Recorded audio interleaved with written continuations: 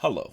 I thought I'd make a quick video just with some thoughts I've had about the recent change announcement from Humble Bundle, where they're changing the Humble Monthly Bundle and moving to the Humble Choice system. Now, why this topic? I don't tend to touch on current events. The fact is, Humble Bundle has meant a lot to me personally. It's given me a ton of games, and according to the site, I've actually been a subscriber to the monthly bundle since November 2016. I honestly don't think there have been many bad months. There have been months with odd choices. There was the Black Ops for a month. I really wasn't a fan of that one. But I love throwing $12 down and getting at least one AAA title each month, at least usually. Now, if you've never done a Humble Monthly Bundle before, the quick version, probably never to be seen again, is that the subscribers will pay $12 for early unlocks. You get 1, 2, or 3 games, depending on the month, usually big name titles, Call of Duty, Assassin's Creed, XCOM, stuff like that. And you'll get these games immediately.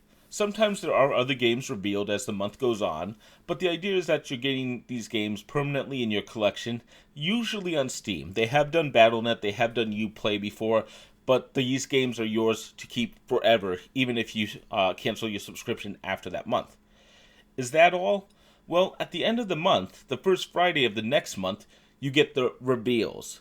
And what that means is you get the remainder of about 9 games total in the bundle, sometimes 10, sometimes 8. But suddenly you now have 9 new games to play potentially. One is always a Humble Original, a game only available on the Humble Bundle at that point. So you're getting about 8 games, usually on Steam. Not a bad deal, to be honest. Of course, I review the bundles too, and I really do like the deals, so I do have some skin in this game. The bundles are fun to talk about and pretty popular. I mean, not to put a specific number on it, but I can easily hit 1 to 3,000 views on my website just on the Humble Monthly Bundle itself, even more on YouTube videos, so clearly it's a pretty popular subscription. So let's get to my first thought about this. Why are we changing this? This is the big thing that's bothered me with the announcement of the change. This isn't just we need to change the value proposition or we need to change the system. Now, let's talk about that new system. Rather than getting early unlocks, the new system proposes, and I assume is coming very soon, a choice system. There are 10 games, and you can pay different tiers. There's a $5 tier, where you get no games, you just get access to the Humble Trove and a discount on the purchases, which I'm not sure if I get. It's just a bunch of games you can play for free, I believe DRM free as well. It's like every subscription service out there, and I mean, I'm sure some people are going to use it, but I think the value with the Trove was that it's a free add-on. It's not that people want the Trove by itself. Maybe I'm wrong. I think they do have a $5 service for it already, but I don't know. So that's $5 tier is no games at all, just the Trove. Then there's the $15 tier. Now listen, $15, that's $3 more than the Humble Monthly Bundle is currently. And you get 3 games. 3. You can choose from any of the 10 games offered, at least that's what they're promising now, but you only get 3 titles, and you're paying more than you are now. I don't know. And then, of course, there's the third tier, the $20 tier. Almost double the price of the Humble Monthly Bundle is, maybe $4 shy, of course, but $20 to get 9 games. That's kind of important. If there are 10 amazing games, somehow there are 10 games that you absolutely want, you can't buy all 10 of them with this tier, and this is called the premium tier. That sounds like the best, but it's not. You're limited here. Now, okay, I'll just choose the crappy game and not get that one. Fine.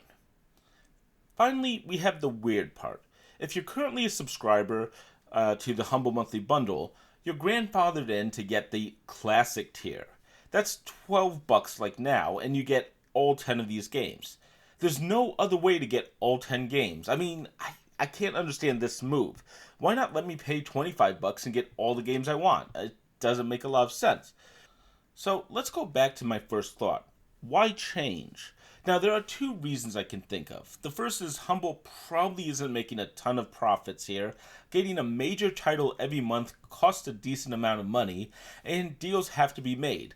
Developers only will give keys when it's profitable to them, and you get older games in Humble Monthly Bundles because publishers think that they're not going to be making a ton of money off of these games in the future. Of course, then you get Spyro's Reignited Trilogy that just came out last month. I mean, I don't know. The thing is, developers and publishers in any Humble Bundle need to turn a profit for themselves, so raising the price probably was going to happen no matter what. Now, it is possible that this would have happened even if they didn't change to the Humble Choice. I mean, maybe, but I don't think it warranted a huge change. In fact, since the 12-buck deal is still there, I'm not sure. New fans are definitely getting the short end of that straw. They're paying 15 to 20 bucks once this goes into effect.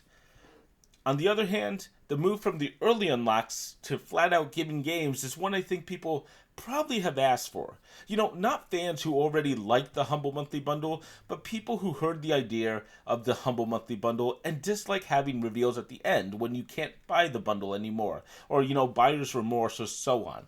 You know, Maybe people are complaining like when the Red Faction Remastered edition came out as one of the reveals, and people were like, well, I wanted to buy that for 12 bucks. So people might have said that they were unhappy with how the Humble Monthly was set up. I understand the concern that some people have about this, but those people don't get what the monthly has been about. I've constantly said it here. You're buying the bundle if you want the early unlocks. If the month's fantastic deal of Call of Duty World War II, Spyro, and Crash isn't worth 12 bucks to you, well, don't bet on the remaining titles. If you do want the early unlock games for 12 bucks, you're going to get a few extra later on. I've heard a few people cheering this change because they own some or many of the games in these bundles, but for me that doesn't work. By value, you are now getting less value. 12 bucks got you 9 games. Now it's going to be 20 bucks gets you 9 games, but you have to choose. The addition of choice here sounds good in theory, but you're losing choice and paying more for it. And again, Classic is the best deal. It's the same as it used to be, but it really doesn't fix this problem. One other piece of misinformation that I keep hearing tossed around for almost all of Humble Bundles is that it costs the developer money to create the keys. This is actually incorrect. At least for Steam itself, I'm pretty sure most sites do this, but Steam keys don't cost money. I'm sure some developers want a certain value per key, obviously, because they want to turn the profit and they want to make sure that they're not just giving stuff away for free. And this system will give Humble Bundle more possibilities. 15 bucks for 3 keys is a better deal for Humble Bundle. And think about that. 15 bucks for 3 keys versus 20 bucks for 9 keys. You're getting 5 bucks a key instead of like almost 2. More money for Humble. They're probably pocketing that money themselves, which, okay, they have to run the site their way.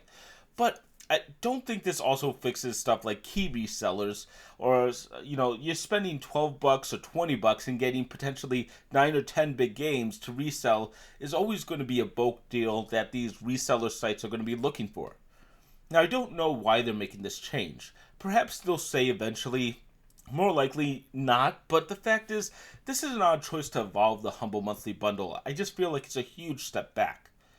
Now, a second thought about this is that more money should be bringing in bigger titles. Again, something I've heard. I'm not really sold on this. If it works that way, great. And maybe I'm wrong, but I think we're going to be seeing perhaps better stated value. So maybe MSRP of $200 will be consistent, but each title might be worth 20 bucks in the MSRP. The fact is, when you make it a choice, it would be silly to offer 3 very high value games because suddenly why pay for the 20 buck option when there's only 3 big titles? I think we might see the MSRP rise slightly, but the big marquee titles, the big AAA titles, probably will disappear. And that's unfortunate to me. And I'll be honest, I'm going to be sad if we don't see those big games because that's what I like about the monthly bundle. This also ignores that MSRP in general is a joke. The MSRP for Call of Duty World War II is 60 bucks, and it's still sold for that, so it's still a true MSRP. But no one's buying it for $60 today. At least I hope not. You can often get it on sale for between $15 on unscrupulous sites to $20 to $25 on Steam sales and similar. It's great when I see a bundle have a value of like $200, but once I play all the games, I usually get a value closer to maybe $100 and usually far less. For example, the Slay the Spire bundle was really valuable to me in September 2019, but outside of Slay the Spire There was really only one other game I wanted to play, which was Guacamelee 2. Spoiler, that's being reviewed next. For everything else, though, no thanks. And so the value for me was closer to $50, even though they claimed, oh, it's $200 worth of games. It's amazing. I just don't believe in worrying about that specific number. A final thought I have on this topic is the fact that the Humble Monthly Bundle was so amazing because it was a very solid early unlock that seldom disappointed, along with additional games that you might not know you wanted, but instead you can just get at the end. The Humble Choice to me feels very similar to what every other Humble Bundle already is. You pay for different tiers and you get different games. Right now, there's the Humble Idea Factory bundle, and you can see how that is on the screen. The difference here for me is the choice, but you're already starting at the $15 tier to get one game if that's all you wanted. That's the top tier of most bundles.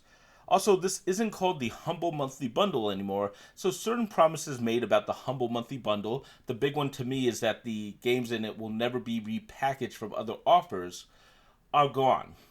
They no longer have to live up to those.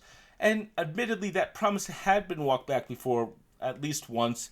Sonic Mania, for instance, was already in the Sonic bundle, but I'm nervous about that. Admittedly, I do have to say I have a ton of games. I have about 1,652 games on Steam already, and yet that number has often grown from the monthly bundles and the usual humble bundles, because they choose unique games. But I'm nervous that we're going to start seeing games that people already have. Battletech wasn't a very popular game, and while I did own Spyro's Trilogy and the Crash Trilogy, most people don't have those games. Monthly gives us more unique titles, I believe. Now, what happens next month if Choice comes out and suddenly they're all very common titles?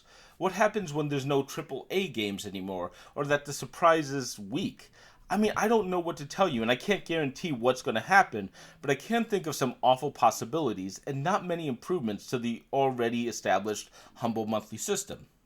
So, what should you do as a consumer? Well, first, the fact is we don't know when this will come or what it will be. I'll be honest about that. It does seem definite that it will be coming before the end of the year. They've said 2019 as a date, so that means it's either coming, next week or December. So I can't tell you which it will be, and no matter what, it is coming at some point. But if you want the best possible value, lock in that classic bundle. What this means is you have to purchase the current Humble Monthly Bundle, the Call of Duty, Crash, and Spyro title, and just remember to pause it if you're doing that instead of canceling your subscription from this point on. It's an important distinction. From now on, as long as you pause your subscription for a month you don't have to make a selection. That way, you're not charged for the next month, but it's an important note that you're probably going to have to pause every month if you use that system. And that will retain that powerful classic subscription that really is going to be worth it. Second, if you're like me and you want to voice your displeasure, I'm going to be sending an email that you're seeing on screen because I want them to know I'm a fan of the current value proposition of the big titles. And if they don't continue to show them, I might not be buying every bundle. Which, okay, that might be a lie, especially because of the next topic, but feel free to send them an email just to say what your opinions are on this. Please don't be rude. Please don't be crude. Don't swear at them or yell or complain too much, but make it clear what you like about the Humble Monthly Bundle if that's your choice. Or if you are happy about the Humble choice for whatever reason, feel free to let them know. You can also let me know down in the comments. I'll be glad to hear other opinions. And finally, subscribe to this channel if you aren't already. I'm not done with the Humble Bundle yet. This is a disappointing change for me. I have a really nice system with the Humble Monthly Bundle reviews, but the show goes on, and I am planning on doing something with this Humble choice in the future. What I'm thinking is probably taking a lot more time to do it, but doing something like playing an hour of every game in the bundle, 10 games, and talking about if it's worth your time and money, or, maybe it's something that you might want to skip. I don't know how that will go, but I haven't even seen what the Humble Choice might look like, but I will be trying to put out some level of review on the Humble Choice for each month, hopefully earlier, especially if I'm not doing a full review of every game. Now, ultimately, that's all I have. I'm sure I'm going to have more thoughts on the Humble Choice. I'll probably talk about it next month, assuming it comes then. But change is bad and everything is ruined every time we change anything. I guess in this case, it's up to Humble and IGN to prove me wrong on that point. And postscript to this video, I'll defend IGN from people saying that they've completely changed Humble significantly since they bought the site about a year or two ago. I don't think they've done that bad of a job. But I can't deny that this change is definitely on IGN's shoulders. I just hope they don't mess up what has become one of the best sites for game deals and game offers up to this point in time. Either way, until next time, I'm King Link, and thank you for watching.